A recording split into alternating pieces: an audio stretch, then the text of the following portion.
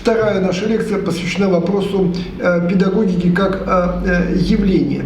Мы поговорим о практике обучения и воспитания с древнейших времен до 17 века, то есть до момента появления педагогической науки.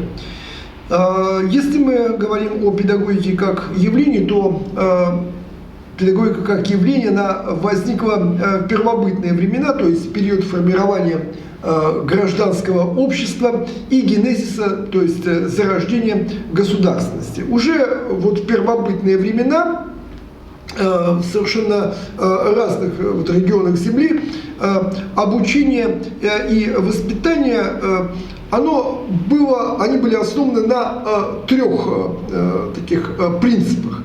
Первый принцип это полувозрастное деление. То есть люди в самые древнейшие времена занимались обучением и воспитанием детей в зависимости от их пола. То есть, например, девочек обучали и воспитывали особо, да, как девочек, а мальчиков как мальчиков, да, и, соответственно, учитывался возраст обучаемых или воспитуемых. То есть это было изначально так.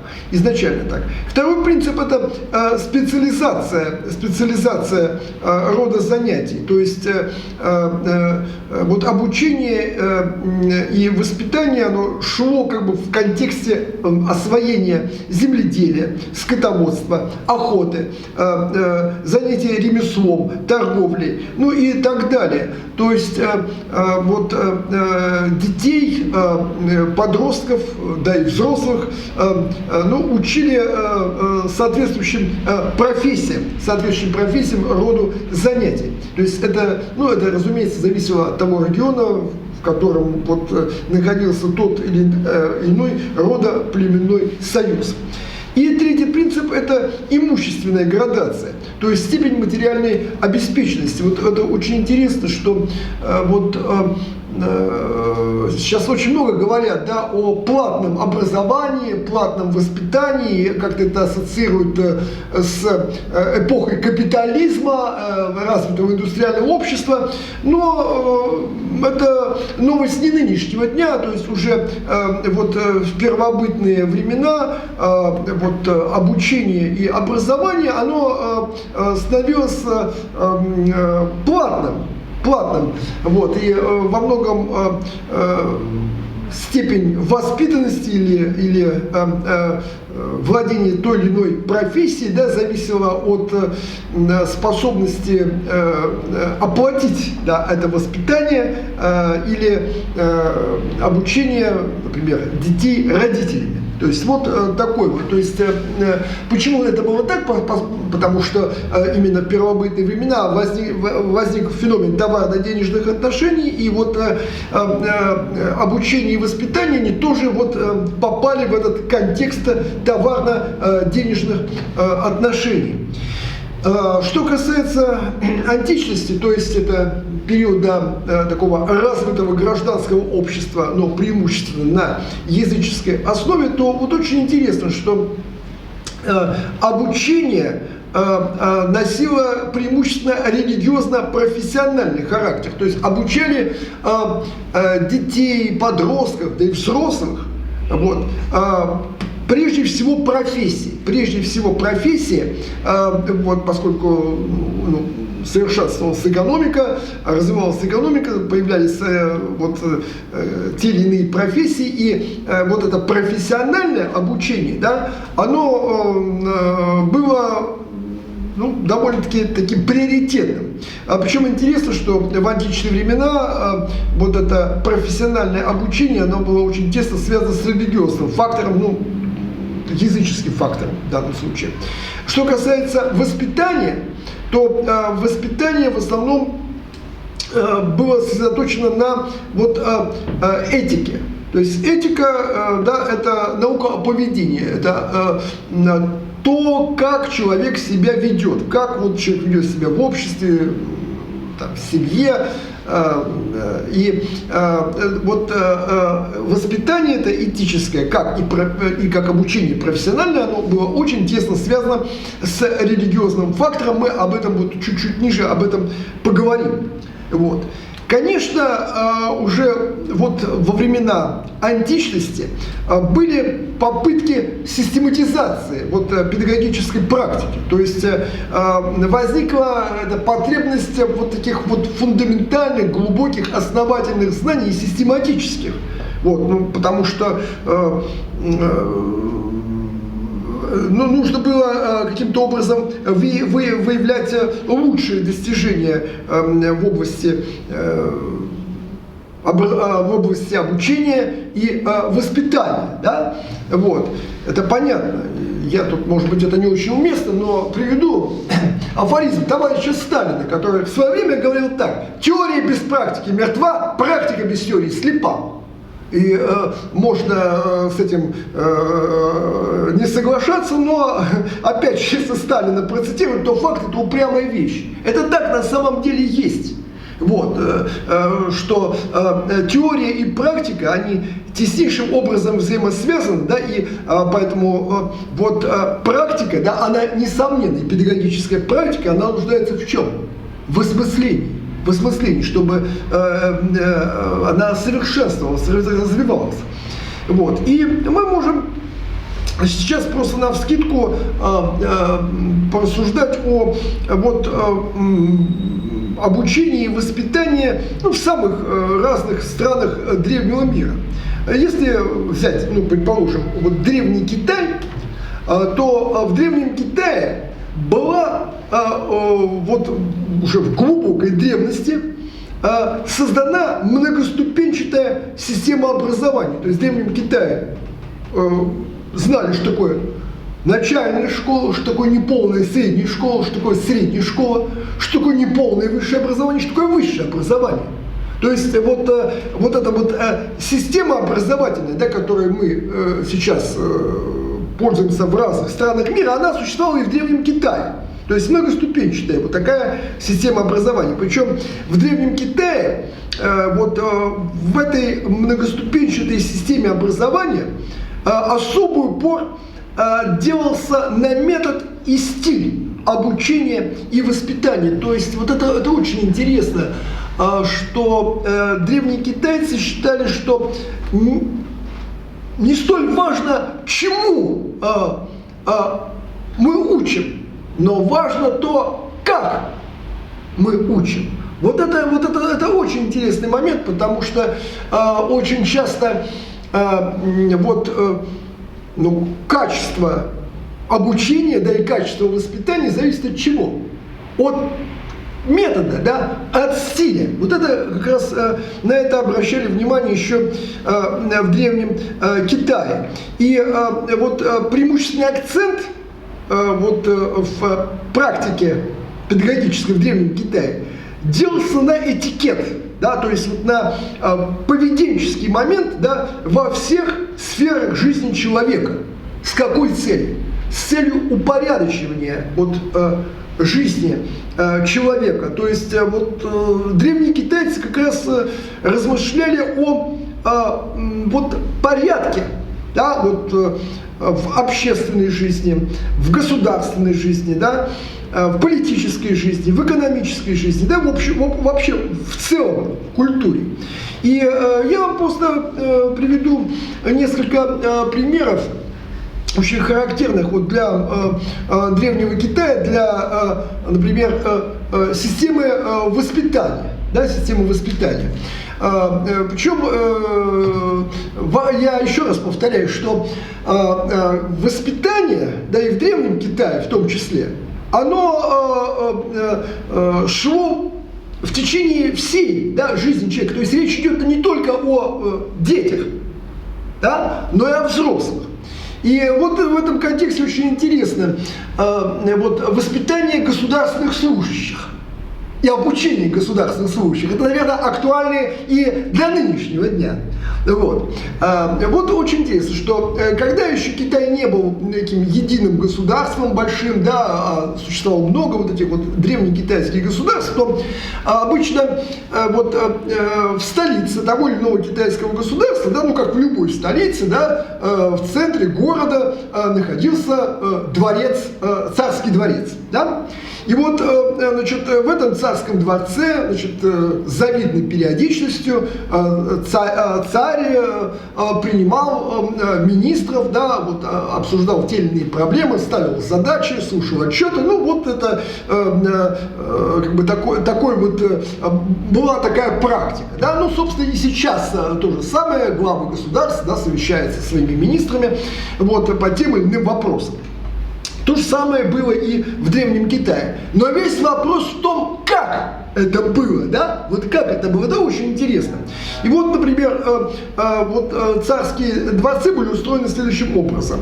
Вот сам дворец, он имел веранду, вот крытую веранду, вот в этой крытой веранде находился престол, его выносили из тронного зала, и вот на этом престоле восседал царь. То есть в любую погоду он был вот прикрыт, значит, вот этой верандой, вот там, когда жарко, когда холодно, не столь важно, да?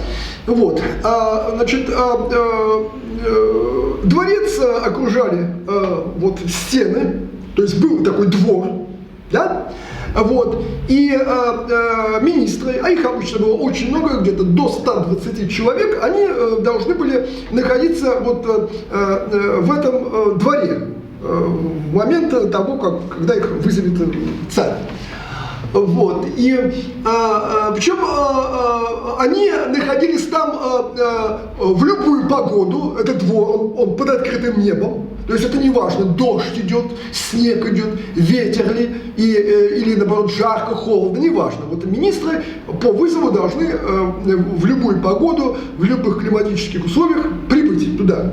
Вот. Но интересно, что вот этот двор, он для министров имел вход очень узенький, то есть это были такие маленькие ворота. Вот. И когда царь назначал время собрания министров, вот, то значит, они где-то вот 120 человек, обратите внимание, или 100 человек, они должны были в течение где-то 10-5 минут пройти эти ворота. Вот. Пройти эти ворота и вовремя прибыть во двор. Причем во дворе каждый министр должен был стать около своего столбика, были такие каменные столбики. Вот. И, значит, около царя стоял человек, который, значит, следил, значит, за хронометраж осуществлял. Вот, и вот в течение 10 минут, да, вот 120 человек должны были пройти в узенькие ворота. То есть, ну, то есть понятно, что они должны это быстро сделать, как 120 человек пройдет. Маленькие узенькие ворота, они должны пройти. Вот, то есть, значит, нужно не толкаться, да, нужно как-то верно выстроиться, чтобы быстро пройти. Это обучение и воспитание одновременно, да. Причем, когда вот эти люди вбегали, министры, а они были разные комплексы, кто-то был худенький, кто-то был тучный, да, вот, то есть вот такое. Было очень сложно, и каждый должен был стать около своего столбика. Столбик — это означало название министерства и ведомства. Вот. И, как говорится, не дай бог, если ты станешь не у своего столба. А гонг, раздается звон гонга, и, значит, вот все министры застывают, да, как вот эта игра, да, морская фигура на месте, замри, да, вот, то есть вот такое. И, значит, каждый министр должен стоять на своем месте. То есть, во-первых, эти 120 человек должны пройти эти ворота быстро, не толкаясь, и занять свое место. Если ты встал на чужое место, вот не на свое, или вообще своего места не нашел, ну, это Древний Китай, там, значит, шуток не любили, и этому человеку тут же публично отделяли голову от туловища. То есть каждый должен знать свое место. Вот. То есть это вот такая вот система воспитания. И любопытно, что вот это было очень интересно было само по себе, потому что людей, да, во власти учили оперативности, организованности, вот, порядку. Вот, то есть, как человек может руководить там министерством и ведомством, да, если он сам не может себя организовать. Это очень интересно, хотя, конечно, значит, метод был довольно-таки жестокий, да, но это реалии Древнего Китая. Реалии Древнего Китая. Кроме всего прочего, в Древнем Китае очень были распространены такие вот педагогические притчи. Вот, они были связаны с различного рода религиозными культами.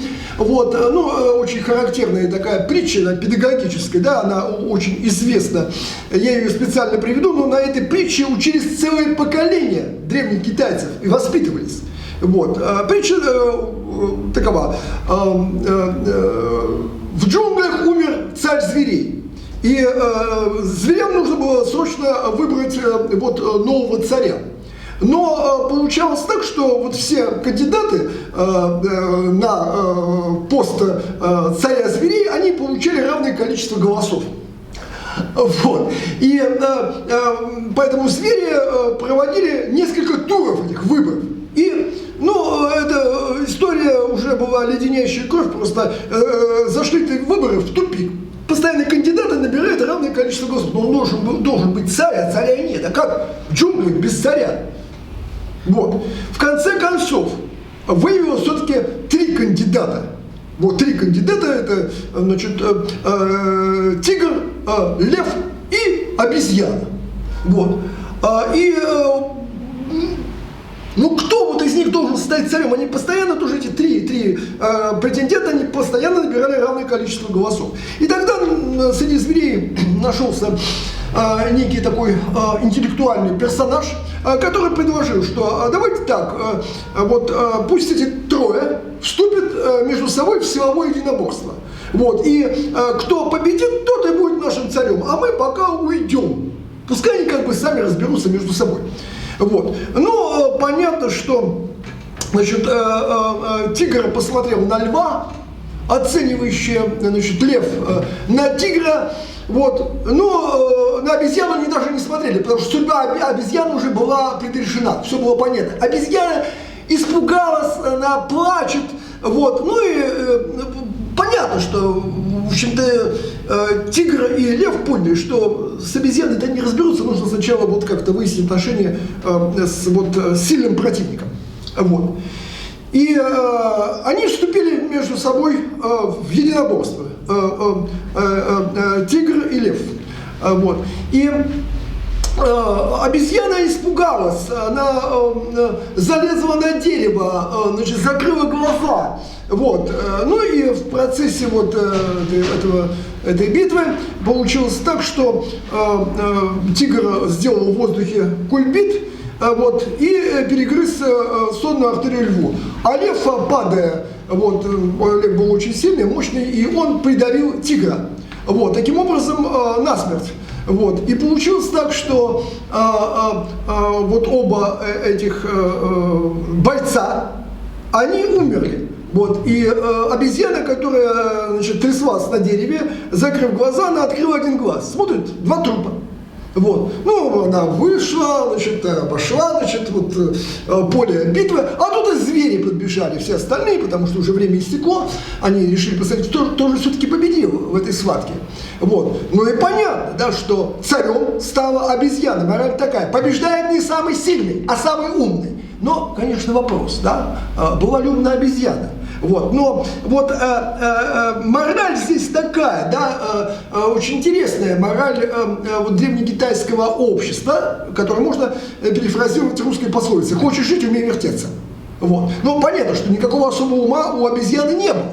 Вот, но факт остался фактом, она стала царем джунглей. То есть вот такой вот. Было много других очень интересных таких педагогических притч, это дети, подростки, да и взрослые постоянно их изучали. Ну, вот еще тоже вот такая тоже характерная для древнего Китая такая педагогическая притча, да, вот, которая говорит о методе и стиле вообще жизни в Вот это очень интересно, метод и стиль жизни. Следующее.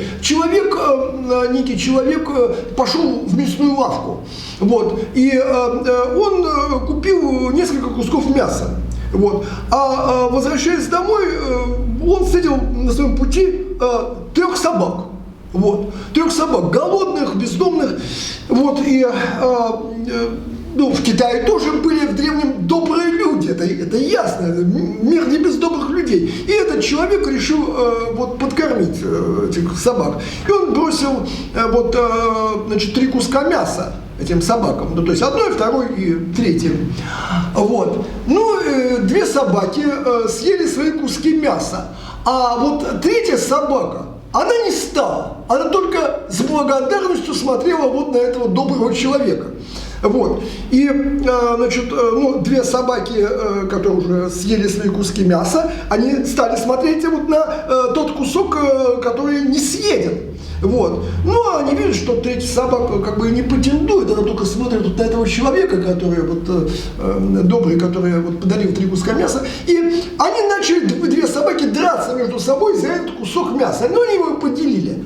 Вот. Человек посмотрел на все это и пошел домой. А вот 3-я собака, которая не взяла кусок мяса, она пошла за этим человеком. Вот. И в конце концов, этот человек, он ее взял к себе домой. Вот. И она стала получать свое мясо, каждый день. Отсюда мораль, что не нужно гнаться за сиюминутным результатом. Вот это интересно. Вот. И можно очень много говорить о педагогике в Древнем Китае. Интереснейшая педагогическая практика была в Древней Греции. И любопытно то, что здесь, в Древней Греции, состоялся генезис педагогической теории, но, к сожалению, он не достиг уровня научности, хотя попытки были обобщить педагогическую практику. В Древнем Риме, в Древнеримской империи была создана многоступенчатая система образования. То есть тоже эта система, нам всем хорошо известная, начальное образование, неполное среднее, среднее, неполное высшее, она существовала и в Древнеримской империи. Вот. Но интересно, что создавая эту систему образования, в Древнем Риме делали особый упор на его демонстративность. То есть это тоже интересная такая особенность. Древние римляне, они всегда очень любили показать собственную образованность, собственный профессионализм, собственную воспитанность. То есть такое. Это какова была педагогическая практика в античности. Что касается средних веков, в средние века в Западной и Восточной Европе с преимущественно теоцентричной культурной парадигмой, то есть что это такое? Это когда центром культуры своей люди в Западной и Восточной Европе, они центром своей культуры полагали Бога. Вот. И поэтому и педагогическая практика, она была связана с преимущественно теоцентричной культурной парадигмой, связанной с распространением христианства. И здесь, в средние века, также существовало многоступенчатое образование, причем как общее, так и профессиональное, но на христианской основе. И в этот период мы наблюдаем такую активную вовлеченность церкви в педагогическую практику и в попытке ее осмысления и систематизации на библейской основе. Но каковы были особенности педагогической практики? Например, в Восточной Европе, включая Албанию в том числе. Но что касается Восточной Европы, то здесь в педагогической практике упор делался в средние века на начальное церковно-приходское образование с тенденцией его акцентуализации на детях духовенства. Это такая интересная деталь, то есть дети получали начальное образование при церквах, при приходах. Но, как правило, это образование получали дети служителей церкви, как мальчики, кстати, так и девочки. Вот. Но почему вот это было так? Потому что в средние века существовало такое мнение, оно было распространено, да, что вот дети из семей служителей церкви, вот, они продолжат дело, значит, своих отцов, да, соответственно, девочки вот из таких семей, они в будущем станут женами там, священников, ну и вот также они должны иметь вот начальное образование. Второй момент, вторая особенность вот педагогической практики в Восточной Европе, это был генезис среднего и высшего образования с упором на подготовку служителей церкви и летописцев. Вот, то есть вот это тоже вот как-то вот довольно своеобразно, да, то есть прежде всего считалось, что образованными, да, образованными людьми, воспитанными людьми должны быть служители церкви, но с расчетом на то, что они будут воспитывать, да, и обучать, если это должно других людей. Но вот приоритет отдавался вот именно вот в образовании в средние века, именно вот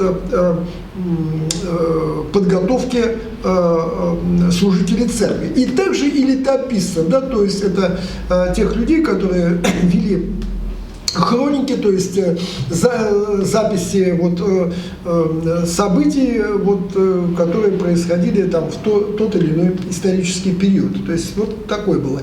И третья особенность педагогической практики в Восточной Европе это была следующая.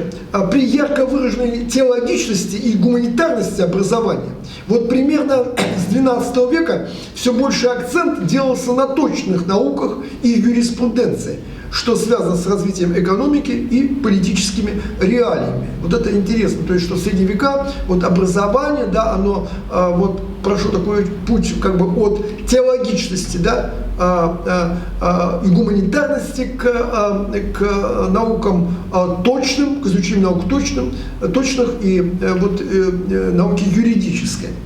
Вот. И важно то, что к XVII веку, конечно, возникла явственная потребность в создании педагогической науки, как совокупности фундаментальных знаний в сфере обучения и воспитания, да и последующая реализация на практике. То есть сложились вот все условия, да, к тому, чтобы вот все-таки обобщить вот этот педагогический опыт, да, педагогическую практику, ее осмыслить. Вот. И создание педагогики как науки, оно было возможно только на библейской платформе, при объективном осмыслении и переосмыслении практики обучения и воспитания человечества, причем всей практики, вот, начиная с древнейших времен, с первобытных времен, с античных времен, включая средние века, и вот, собственно, вот как раз 17 век – это уже период нового времени, и вот как раз к новому времени и возникла вот эта вот острая необходимость все-таки вот всю эту педагогическую практику, да, ее осмыслить, переосмыслить, создать педагогическую теорию и такую, чтобы она, ну, в общем-то, эффективно корректировала эту практику и сделала ее по возможности более совершенной. Вот. Понятно, что это было возможно сделать только на библейской основе, и в 17 веке возникает педагогическая наука. И ее основоположником был Ян Амос Каменский, это служитель церкви моравских братьев в Чехии. Но уже о деятельности Яна Амоса Каменского мы поговорим с вами в следующей лекции.